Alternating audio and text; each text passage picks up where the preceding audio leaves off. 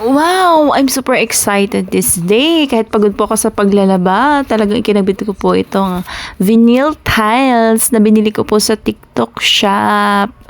Kinabit ko talaga siya agad-agad. Kaya, ayan, kahit super pagod na, super effort talaga ang inyong mommy sa pagkakabit ng vinyl tiles kasi ang so cute talaga ng kulay niya at ang ganda po ng design ng vinyl tiles na aking nabili. Favorite ko po yung pink, medyo purple po siya sa camera pero parang pink na siya, ayan. Ang bilis ng ikabit niya, guys. Talagang super ganda po ng texture niya, smooth na texture na pag siguro inispray yan ng tubig ay hindi masisira o hindi mapupunit kasi para siyang plastic na texture na very soft. Ayan. Kaya ano pang hinihintay nyo mga mi? Mag-check out ka na dyan sa Yellow Basket. Ilalagay ko yan dyan sa Yellow Basket.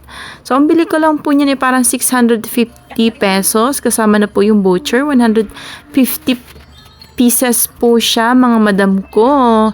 Ayan. Tapos pag hinawakan mo yung texture niya, ang ganda. Nako, ngayon ko lang talaga na-experience na magdikit ng ganito. So, kung siguro noon pa nagkaroon na ng rider dito sa amin na napakalayo ay matagal ko na to talagang ginawa. Pero this time, parang mas afford ko nang bumili ng mga ganto. Kaya ayan, sinikap ko talagang bumili ng mga gantong vinyl tiles. Medyo so expensive lang siya pero sulit na sulit naman mga madam. Pag dinikit mo siya, ayan, ang dali lamang. Ako nagdidikit ay parang 1 oras lang sa isang wall ay nako super dali. Alam na pag halimbawa wala kang tindahan, boy, baka nadikit ko na yan 2 wall na yan.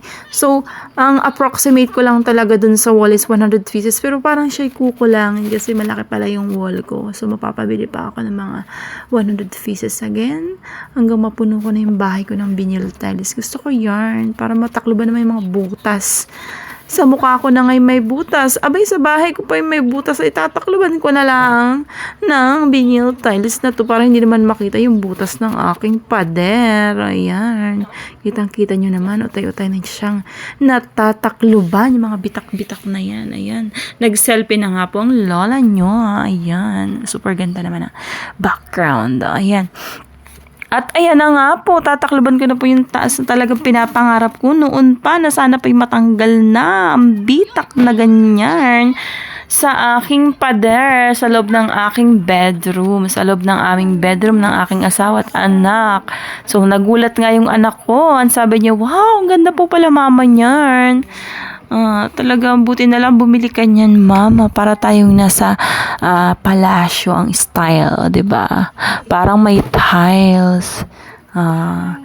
Kaya naman mga mi, kung gusto niyo magbago yung bahay or buhay niyo, mag-check out na kayo. Dito lang yan sa Yellow Basket. Available po yan. 100 pieces, 650 pesos lang po yan mga madam ko. O ano pang hinihintay nyo? Get yours now. Mag-check out ka na. At very affordable talaga yan mga madam ko. Ayan. O, diba? Kitang-kita na. Natabunan na ang bitak-bitak at butas-butas ng aking wall. Ano pa hinihintay nyo mga meses? Akala ko hindi mag-uubra yung vinyl tiles na lang doon sa bukol-bukol ko na mga pader. Ay, abay, umubra. Ayan, hindi nakita. Talaga natakloban. It's hidden. It's hidden at nag-hide na yung mga butas. Ayan.